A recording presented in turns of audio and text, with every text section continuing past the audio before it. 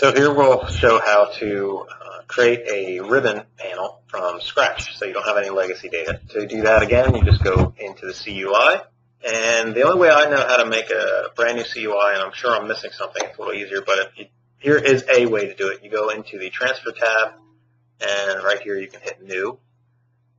And once you have that toggle to New, you just hit Save, and then you can save that. So I'm going to save,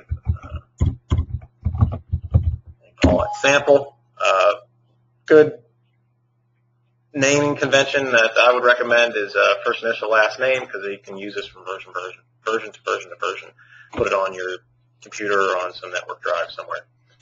Once that's created, come into your main CUI file, which would be the Civil 3D CUI file, and come down to the bottom, and where it says Load Partial CUI, right-click on that, hit Load, and go to wherever you have that saved, and you can see here's my sample CUIX.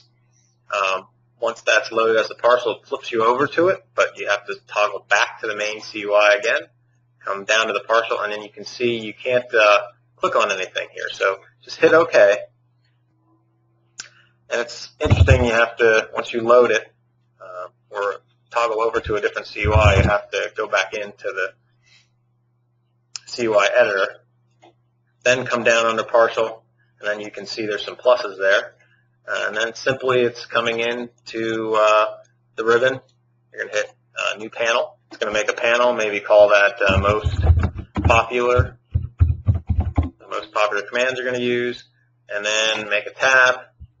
Call this first initial last name, I guess. That's going to be the tab name. Want to call it whatever you want, really. As talked about in the last video, if you caught that, when you make ribbons, you always want to have 3 rows. So to do that, right-click on here and hit Add New Row. Add New Row, of course, is if it's below the slide out, that means it's below, where you have to click this and then it drops down and shows those rows. So we want those to be above it. And the reason we're saying 3 rows again is because everything else in Autocad, when they set them up, it's always a 3-row combination. You can see that right on the screen there. To add commands, so the panel is these little pieces. These are the panels. The tab is the main group up here at the top, so you can have multiple tabs and multiple panels.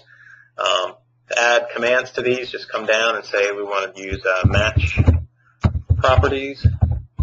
And every CUI file that Civil 3D comes with, Civil 3D is a conglomeration of CAD, then on top of that is AutoCAD Map, and then on top of that is Civil 3D. It's almost like 3 programs in one.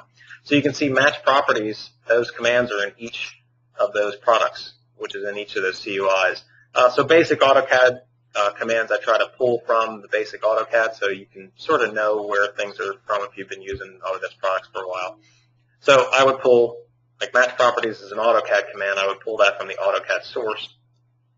And you can just grab it and drag it and bring it up to the row.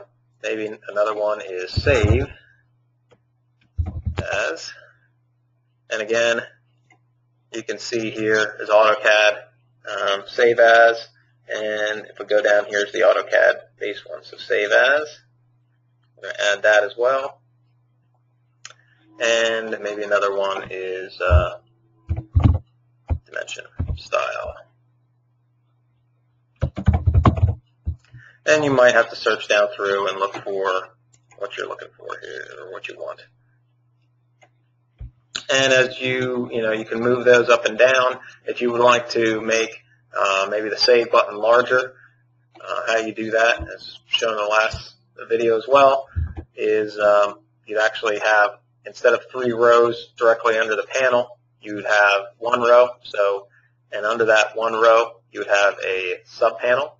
So I'm going to add 1 sub panel and then 3 rows under the sub panel. Then we're going to move match properties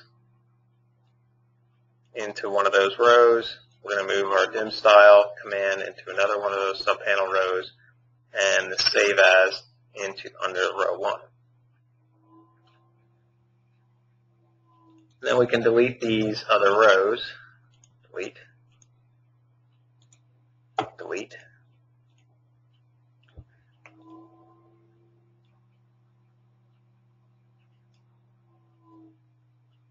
we go. And you can see I need another command here. So draw, I'll just use draw order maybe. Again, that's an Autocad command. Just drag that up. And what you're going to get is, instead of having directly under the panel having 3 rows, you're going to have 1 row, which makes up this whole thing, and then you're going to have 3 sub rows under that. And then we can click on the Save As, which is not in the sub panel. And I can come over here and toggle that to be larger. So we're going to do large with vertical text, so that makes it a larger button than the 3 rows. So that's how they're doing this whole, where it's a large button and there's 3 rows aside of it. That's how that's done.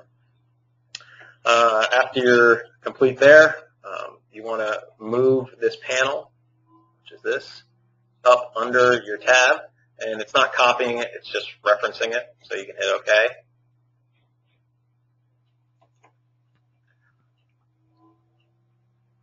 And then, as you can see, it doesn't come up on the screen up there yet because I need to change my workspace and turn that tab on. So I'll go back into CUI, click on my workspace, hit Customize Workspace, and then here's my sample, here's my tab, check that on, hit OK, and then you can see my MSPATS tab with my panel in there.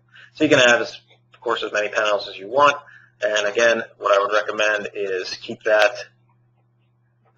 CUI file, that CUIX file, in a safe location, and then when you go from version to version to version, you can simply just load that partial CUI, add it to your workspace, and you're off to the races. Thanks, and I hope this helped.